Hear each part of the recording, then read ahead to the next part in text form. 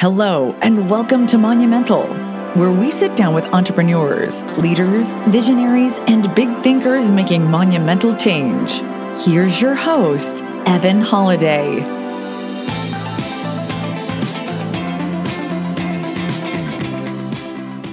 Welcome to Monumental. I'm your host, Evan Holiday, and today we have on the show with us Lee Kearney. Lee, how you doing, man? Doing good. Thanks for having me.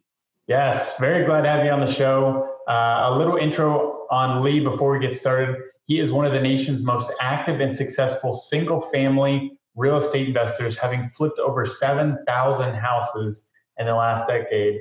That's really impressive, man. That's a lot of houses, totaling over $500 million in property under his spin real estate company. Lee is known as the leading expert in understanding and leveraging real estate market cycles, and he's been on the front line of flipping homes, and his passion and expertise comes into play as he inspires and educates real estate investors at all levels through his Flip Your Income training program. Welcome to the show, man. Thank you.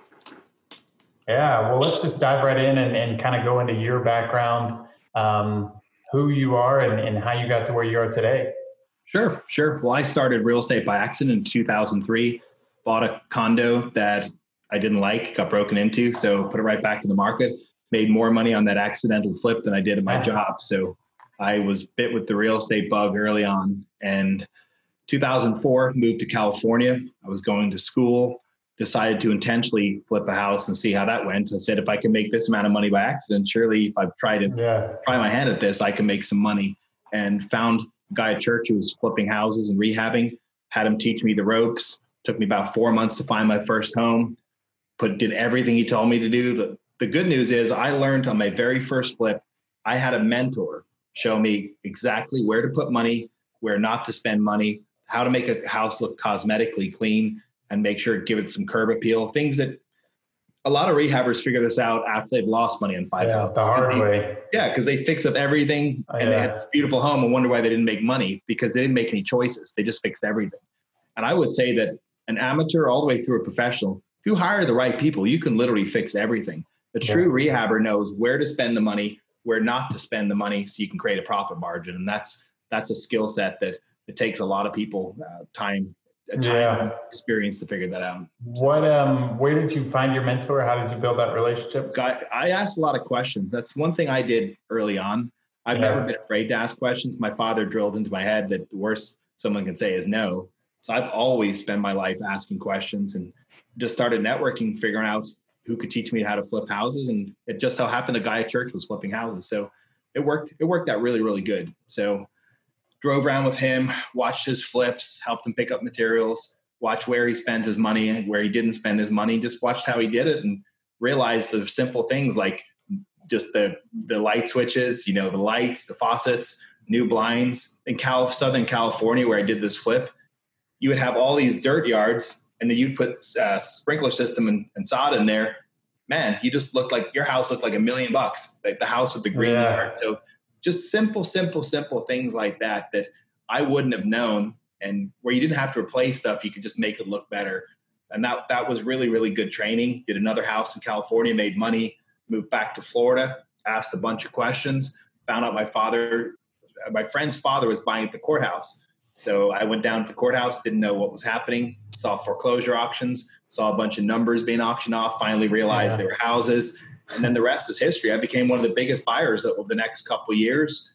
And then that's when we ended in 2007, where I realized the market was screwed. So I'm fixing a whole bunch of houses into a downward market.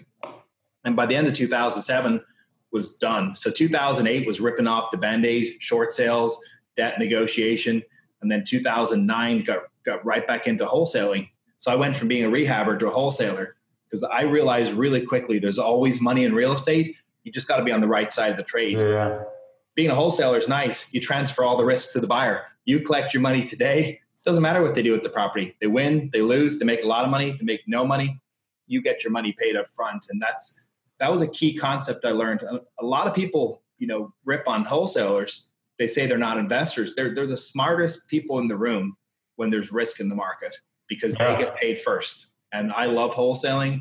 And I would suggest to anybody, if you don't know what you're doing, you've never done a deal, don't go straight into being a rehabber. you got contractor risk, you got resale risk, you got all these market risks, all these things you just don't know. You've got to basically acquire multiple skill sets right out of the gate.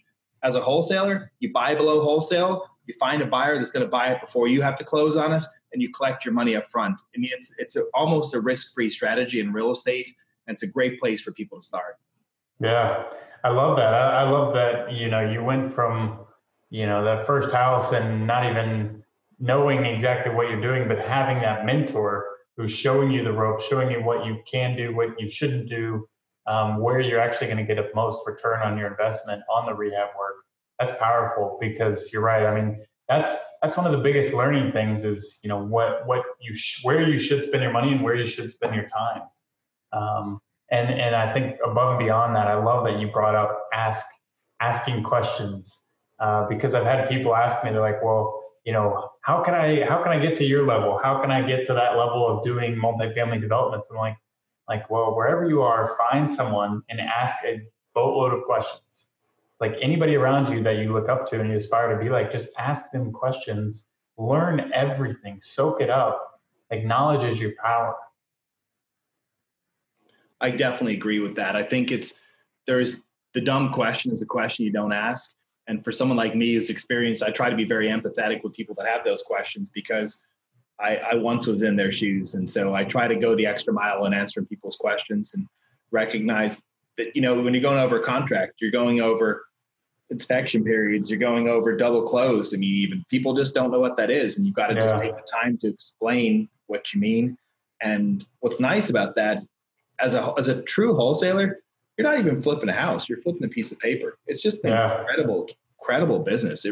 I remember going to a free seminar. It was a good about 18 years ago. And this is before I really get into real estate. I remember these guys were talking about just assignments. And I just thought these were just complete lunatics. It was one of those free previews, and then they try to sell you something else. Yeah. But I was just so enamored that you could lock up a contract and sell the contract and just keep doing it over and over again and never touch a house. And that stuck in my mind for a couple of years before I actually started doing real estate. But just an incredible experience to understand really early on that you could really flip a piece of paper. Yeah. A lot of people listen to this, and if you've never done real estate, that might sound outlandish, but it's true. I've done it. I've done it hundreds of times.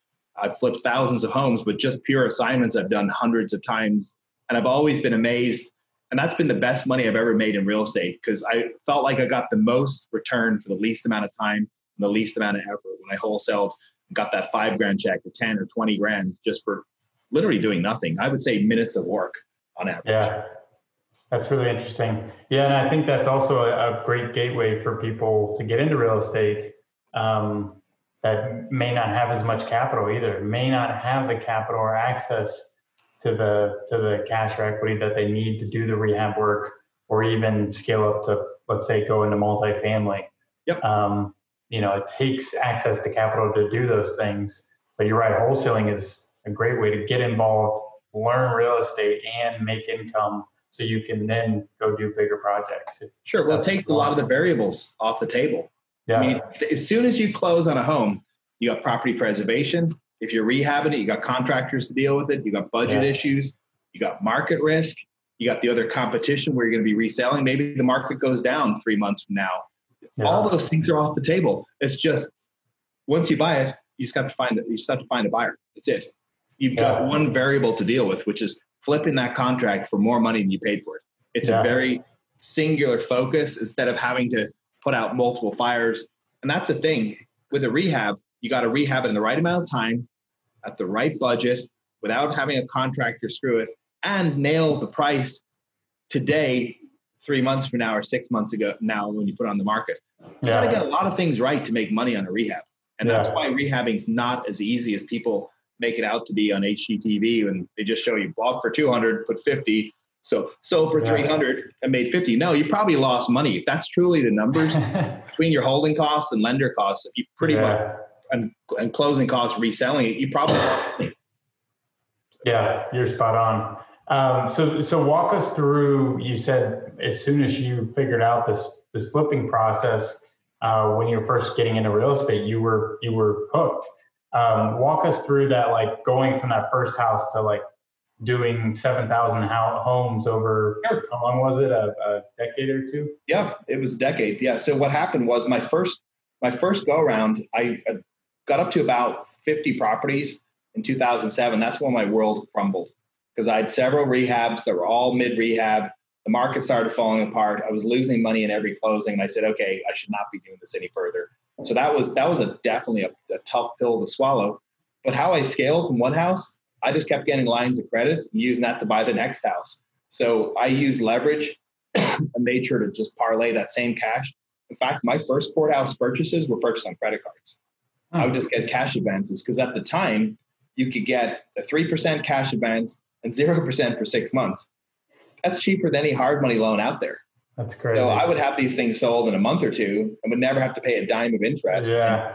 Great. It was a great loan. So I would go from credit cards to then lines of credit, use lines of credit to pay off the credit card, get more credit cards with 3% cash advance fee and 0% for 6 months.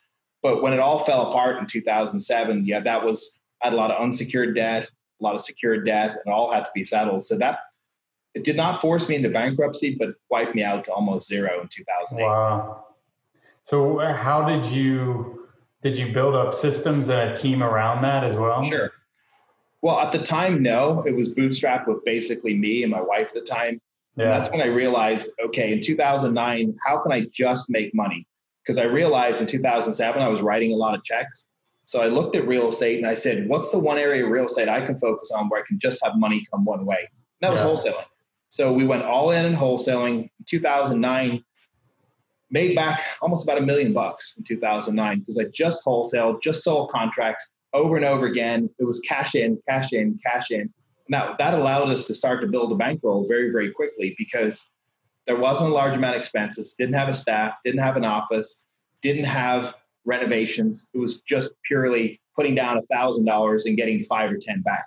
If you think about the escrow wrote the bank versus the payment fee. So that was a nice model. That really continuing through 2010 was doing that. Again, a lot of wholesaling. And as the market started to stabilize in 2011, 2012, we jumped back into rehabbing again. And that's when I started to hire people, build out systems and processes, and realize if I wanted someone else to do it, I got to make it simple, got to make it repeatable. And so I hired admin, I'd hire a transaction coordinator, I hired someone who just managed construction, I hired a property manager who just managed my rentals. And then I ended up hiring a bunch of specialists that worked underneath me. So everyone got really good at their job. They got one piece of the puzzle they were totally responsible for, and that allowed us to scale. So yeah, we scaled up to about 35 people in 2013. I was buying a lot of properties for a hedge fund. When that contract fell through, I went back to just buying homes for myself. We reduced that down to about 15 people. So again, a lot of specialists. Now I've had people with me 5-10 years. They're really, really good at what they do. Really qualified transaction coordinators, dispo, people, construction, IT. We have a very, very seasoned team at this point. And I'm glad you brought that up. So as far as building out that team and building in the structure and the systems and making it easy and repeatable, how did you start with, did somebody help you set up the systems, or did you just say, hey, look, this is what I do, follow this task? Sure. In the most rudimentary sense, I wrote out everything I did in the day, realized stuff that didn't make money. And that was the first list I gave my assistant. And then when my assistant came, she got maxed out. I said, okay, well, what are both of us doing that doesn't make sense? And then we gave that list to the next person. So it almost grew organically from the highest and best use of the current team's time versus the things that were the least use of their time. And that's what the next person would get. So that's where it ended up becoming a production line, because I realized I'd rather have one person get really good at one thing instead of doing a bunch of things poorly. And that's why we construct our team as pre-acquisitions, acquisitions, construction, marketing, disposition, accounting. Outside of that, that way then it just flowed through the system, and it ended up in a department where someone was responsible for that asset in their department from start to finish until it was done. So in that case, if it goes from construction to marketing, as soon as it comes into construction until it's fully done, the punch list is verified, it's under construction. And even after marketing, once a buyer gets on the hook, if there's a punch list or a home inspection list, that will go back into construction again, and making people totally responsible for their department, I thought was a really good move that we made many years ago. Yeah, that's interesting. I'm even taking notes for my own business right now. For sure. Yeah. I love it. So as far as you, on top of the flipping business, on top of wholesaling, on top of the real estate and general business, you've now also been doing education. Is that right?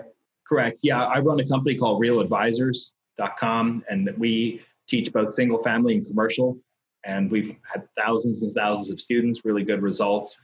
And we one of our core principles was making ourselves different from companies that just wanted to take someone's money versus actually teaching them how to do real estate. So we design programs all the way from your first deal, all the way through commercial empire, and teaching people how to start out in real estate, how to make money, how to keep it, and how to put into something passive, and then how to keep the government away from it. So it's really that whole gamut of start to finish in real estate. And the good news is with real estate, there's lots of different ways you can get in. You just got to get focused, get good at something. One of the biggest mistakes I see people make is they make general statements. I just want to do real estate. Well, what do you mean? Do you want to buy rentals?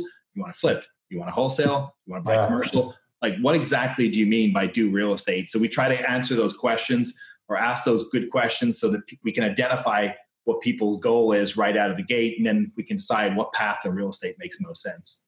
Yeah. You know, it's funny, a quick side note. So I tell people like, oh, I do real estate development. And they're like, oh, so you're like a realtor. I'm like, no. You know, that you're right. There's so many different avenues of real estate. It's, you know, it can be hard or challenging when people get into it. They're like, well, which avenue do I want to pick? Yeah, right now, my standard answer for someone who's never done real estate, wholesale a couple houses, at least do that, and then figure out what you want to do, because you get to understand the contract, you get to understand the buy process, the selling process, and it gives you a good immersion in the basics of real estate without a bunch of risk. So for me, my standard answer, especially now with what's going on in the market, it's going to be wholesaling 100% of the time is what I'm going to recommend. What for you, what do you enjoy most about real estate? I think the opportunity I think the thrill of the hunt, now that we're back in seller direct, for me, it's just, you know, getting those really good deals. I would say that that's something I really enjoy. I really enjoy taking, you know, piece of crap property and just turning it into a palace. That is cool, because it still amazes me. I look at some of these before pictures and some of these afters, and I'm like, wow, that's just incredible. Yeah. So I like that. I think that the other area of real estate I've really enjoyed was building a rental portfolio. When we were able to buy cheap, we built up several hundred rentals. We sold them when we saw the market peak, but I'm really looking forward to building that next rental portfolio, because that's a lot of fun when you're just in buying mode. You know, you're buying 50 plus properties a month, and at our high point, we're buying over 130 properties a month. Wow. How do you just quickly, how do you buy 130 properties in 1 month? Sure.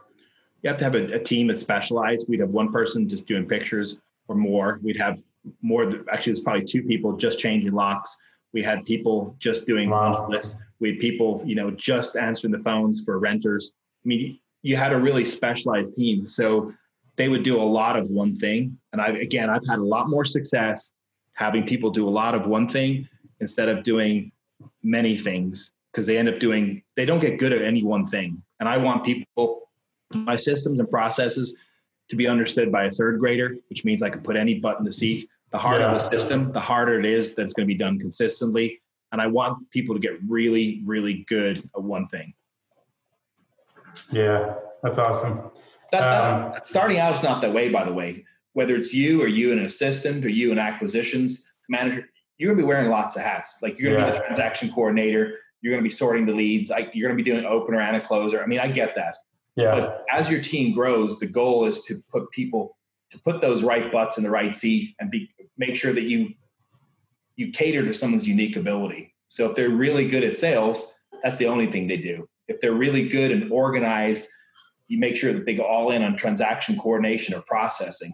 If they got a real passion for construction, they can stay on budget. They're good with cost and design, go all in construction. If they love selling, go all in dispo. And that's where you've got to, as your team grows, try to understand what they're really good at and what they're passionate. And the dream scenario in your organization is you've got everybody in a seat where they're good at it and they like it. Yeah. Have you read Traction by chance? I have. That sounded like very much Traction, finding the right seat for the right or the right person for the right seat.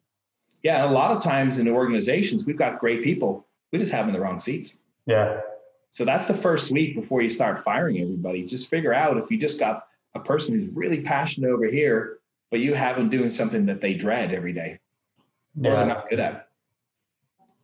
I love it. So as far as you mentioned, like everything that's going on right now with COVID and kind of this unrest in the market, unrest as far as everything going on, how do you see there being opportunity going forward for our listeners to be able to capitalize on that? I mean, what businesses have been hit hard. You've got businesses that were hit by COVID and closed, and now have been vandalized or burnt to the ground. So like if you take the worst case scenario, that's going to create a huge opportunity in commercial. But I also think that you got to be careful. Just because something leased for a price before what's happened now, the new market price is probably going to be a lot lower. So I would be very careful in commercial, valuing on stuff what used to be. You need to figure out what it's going to be. And that's going to be a new challenge for everybody. Single family this time around has institutional backdrop where Wall Street made it a class. It's an asset class. So this cycle, when they're anywhere that Wall Street's buying, you're going to find there's going to be a support level. I don't see that tanking like it did last time. I do see prices softening. The real opportunity for me is buying the stuff that the institutions are not going to be buying next cycle. Where FHA buyers have bought heavy the last, say, 3 to 5 years. They paid top price. Defaults are typically higher. That you don't have to blame me on this. That's just a fact. If you go look at Google and look at default rates for FHA versus conventional versus VA, FHA is always head and shoulders above a conventional VA, which means there's going to be opportunity where there's lots of defaults and where institutions are not buying. So we're targeting already creating a buy plan and buy and hold plan for the next 5 years on where we want to buy when prices settle back down to yields that make sense for us. For me as an operator that's borrowing a 5%, I can't buy at a 5 cap. There's no money for me, right? Yeah. I'm just making money for the lender. So we're sitting on the sidelines as far as buy and hold here in Florida, but I can definitely see this turning around. As prices come down, yields are going to go up, typically, assuming other variables stay similar. And when the prices come way down, even if rents are down, prices come down way more proportionally to what rents have come down, which means your yields are going to go up. So I'm watching and waiting on that front. On our flips, we're buying conservatively. What I mean by that, there's 3 main variables that push profitability on a buy and a fix and flip. It's going to be how long to take the flip, how much you spend on it, and how much you sell it for. So we're making sure that we build in extra time. Number one, we're building in a lower resale price, which means we're being conservative on our exit. We're building in a higher rehab. So by building in a longer time frame, a lower resale, and a higher rehab, we have a built-in margin of error. So if the worst case scenario hits, we're still making money. And conversely, if it doesn't make money by beating up those numbers, we just don't do the deal. So we're trying to actively kill deals. If they move through a process and survive, we'll do the deal. Yeah, that's powerful. I think that's a great thing to point out of what you said, where it's, you're controlling different aspects that are normally variables to other businesses or are perceived as variables in business by other business owners. Whereas if you can take that, you do it, you have a system, you have a proven track record of being able to do it. Obviously, you can't maybe do that right away, but you can build that into your business over time. And that takes a lot of the risk out and allows you to do deals that, also you may be able to go after deals that others may not be able to figure out because they don't know what the true cost is or different things like that behind the business. Sure. And that's where, classic example, we'll take the highest bid on rehabbing. We'll take the lowest comp and beat it up 5 or 10%, and we'll add a couple months onto our hold time. So that's a very granular example of how we build in risk on a fix and flip. We also don't take on huge projects anymore. We're trying to just do cosmetic rehabs, making sure we're buying in areas where stuff's liquid, stuff's moving. We're really looking for 2020 comps. We're really looking for post-March 2020 comps. because we want to make sure stuff's actually selling. Do you see there being a slowdown in single family market as far as sales? Oh yeah. As soon as the defaults kick in, the foreclosures kick in. Yes. But everybody's in forbearance. So it's a party right now, right? Yeah. No supply. Everybody's going on vacation. Everyone's going on vacation. People are spending. And then when it comes time to start paying the mortgage again, that's when the defaults are going to kick in. So I see that, being more of a fourth quarter discussion, 2020. And I really see the effect of the market starting to kick in 2021. Yeah. I tend to agree with you. I think we're, even on the multifamily side, they're getting a lot of renters and just anyone that has either been laid off or has been furloughed. They're basically, they're getting some sort of assistance right now. But so a furlough, in my mind, is a fake firing. So it's pretty much. Yeah.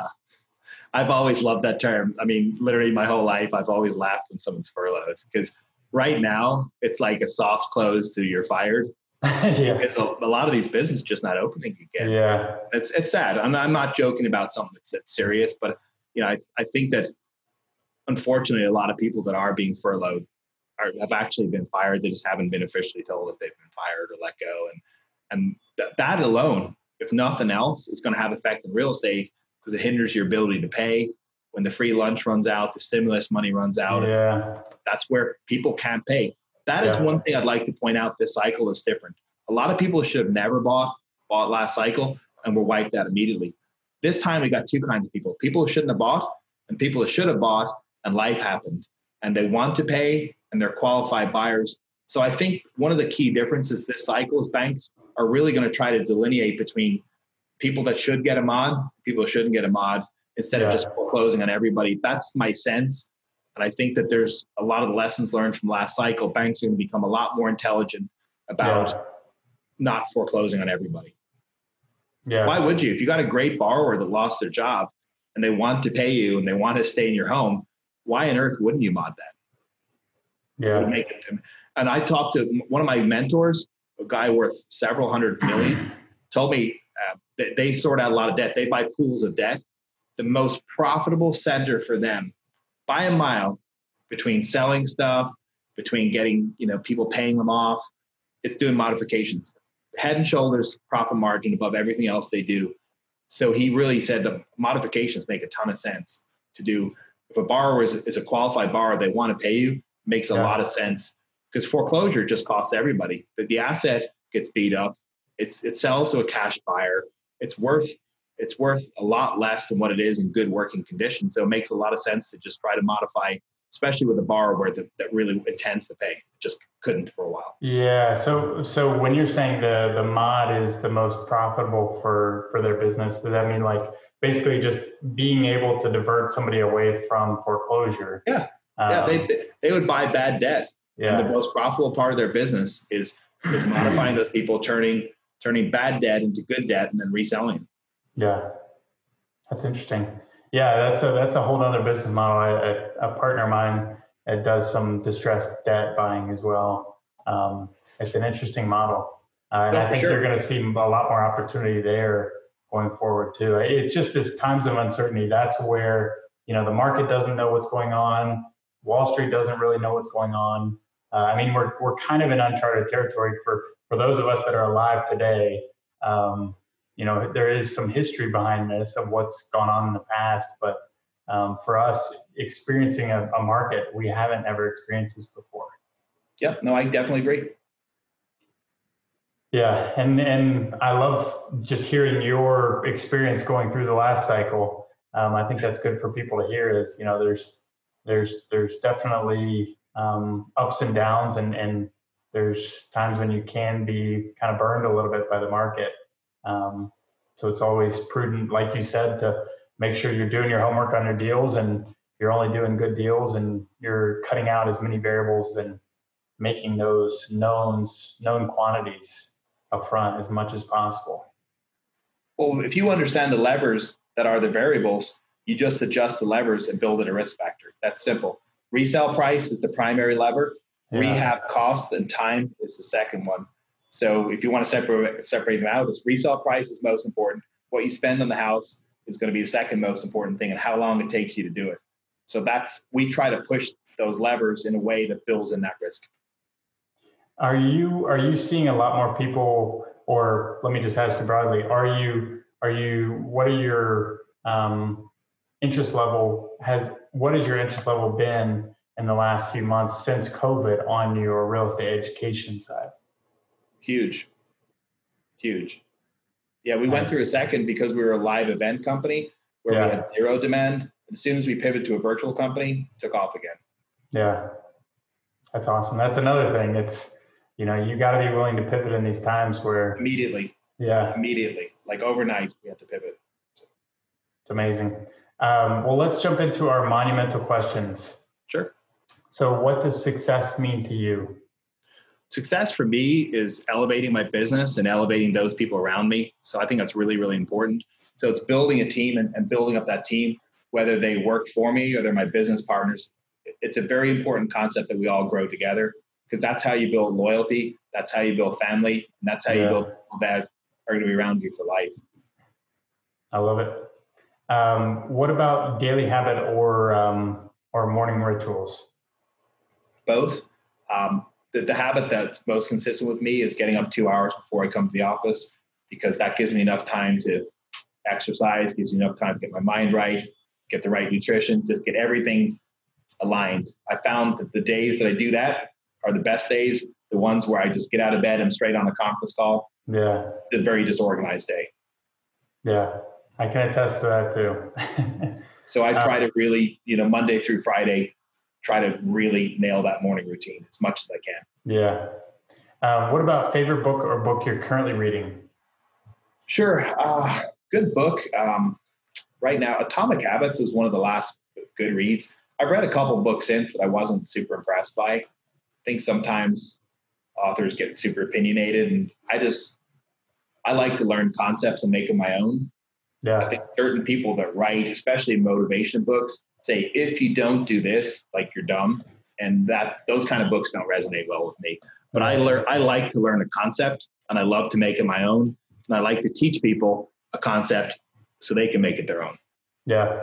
Yeah. That's a good point is, everything you're learning, everything you're taking in, you don't have to do it directly how they're doing it. I think you need to take that and apply it to your life, your circumstances, your strengths, your weaknesses, and what's actually you're going to implement. That's the most important thing. That's true too. You can read books till you're blue in the face, but if you're not making any changes, then you're just patting yourself on the back and you're reading a bunch of motivational books for no real purpose. Exactly. Well, Lee, first off, I want to thank you for coming on the show. Really, really cool to talk to you, hear your story, talk about the ups, the downs, how to scale, how to come out on top after this pandemic and everything that's going on. And so I really appreciate you. Is there a way that our Monumental listeners can follow you or reach out to you? Yeah, for sure. If you want to learn about real estate education, you can go to realadvisors.com. Again, that's realadvisors.com. If you want to reach out to me on social media, that's real Lee Kearney on IG. I love it. Guys, take him up on this. Lee is providing massive value. He's doing some great work, helping educate and get others and empower others to get into real estate and find their financial freedom and grow their wealth.